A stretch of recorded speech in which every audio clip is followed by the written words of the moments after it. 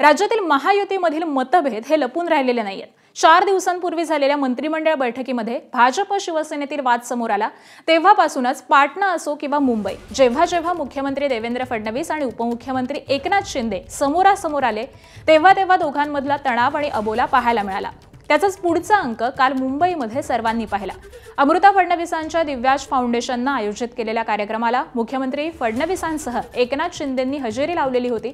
मात्र इथे देखील या दोघांमधला विसंवाद अबोला कायम असल्याचं पाहायला मिळालं। शिंदे स्टेजवरून उतरत असताना फडणवीस उभे राहिले, पण शिंदेंनी त्यांच्याकडे बघणंही टाळलं। एरवी शेजारी शेजारी बसणाऱ्या या दोन्ही नेत्यांमध्ये 2 खुर्च्यांचंही अंतर पाहायला मिळालं। दरम्यान शिंदे आणि फडणवीसांच्या खुर्चीतील अंतरावरती मुख्यमंत्री कार्यालयाकडून स्पष्टीकरण देण्यात आलंय।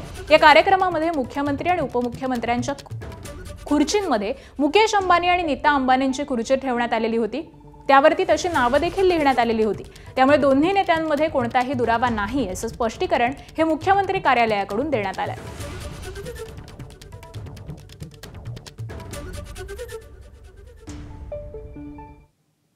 तर दरम्यान या दोन्ही नेत्यांमध्ये असलेल्या 2 मोकळ्या खुर्च्या या मुकेश अंबानी आणि नीता अंबानी यांच्यासाठी राखीव होत्या असं स्पष्टीकरण हे मुख्यमंत्री कार्यालयाकडून देण्यात आलेलं आहे।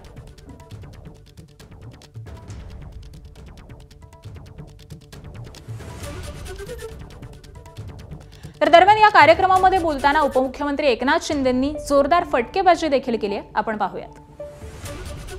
अमृता वहिनींनी एक आगळा वेगळा कार्यक्रम आयोजित करून खऱ्या अर्थाने देशभक्ती, राष्ट्रभक्ती काय आहे हे या ठिकाणी आपल्याला दाखवून देण्याचा प्रयत्न केलेला आहे।